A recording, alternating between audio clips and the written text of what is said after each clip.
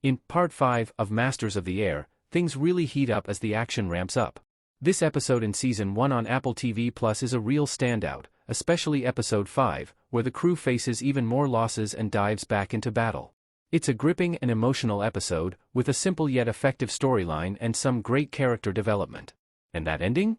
It'll definitely tug at your heartstrings. In Part 5, we learn that Crosby, the navigator, didn't meet his end during the previous mission. He's back at the 100th Bomb Group's base, having somehow survived the harrowing experience. Crosby returns alongside Douglas and Blakely, who also made it back despite the loss of many others. Following their debriefing, Crosby reveals witnessing Gale's plane being hit and subsequently going down.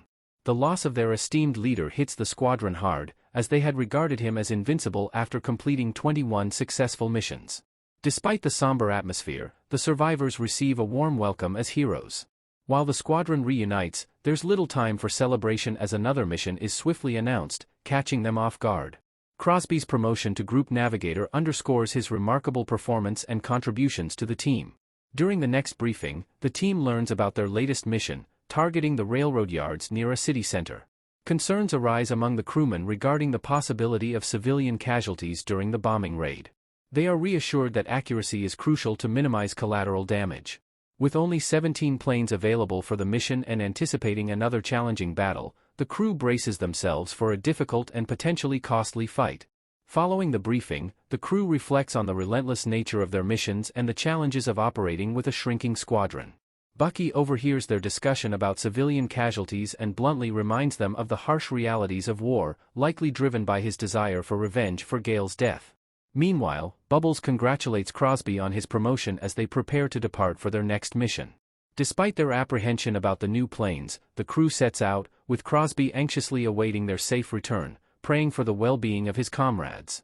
The crew learns that 4 planes have aborted early due to mechanical failures, leaving only 13 planes in the squadron, a sobering statistic. Despite making it to the coast without incident, they quickly come under attack by the enemy, resulting in one of the Bloody Hundredth's planes being hit immediately. Bucky's plane is also struck, and they find themselves facing a barrage of enemy planes. A fierce shootout ensues, resulting in numerous casualties and injuries among the crew. With planes going down rapidly and the target still a minute away, the crew faces a harrowing and brutal battle in the air. As they approach the target, Bucky's plane experiences engine failure, leaving them with only one functioning engine and slim chances of returning home. With little choice, Bucky releases all of the plane's bombs and prepares the crew for evacuation.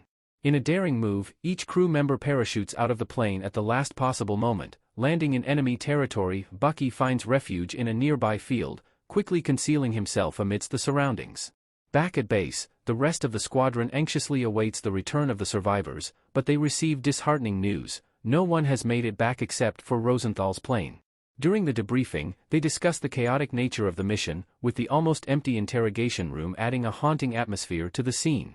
With no logs or records of the other planes, uncertainty shrouds the fate of the rest of the unit, leaving everyone in the dark about what transpired. The loss of Bubbles hits Crosby hard. He seeks solace in Bubbles' quarters and discovers the letter Bubbles had written to Crosby's wife when he believed Crosby had perished. The emotional weight of the moment overwhelms Crosby, leading to a heartbreaking scene as he breaks down in tears, consumed by grief and guilt. Losing his best friend weighs heavily on him, compounded by the burden of responsibility he feels due to his recent promotion. This scene marks the end to this heartbreaking episode. What do you think about the fate of Gale and the other members? Are they really dead?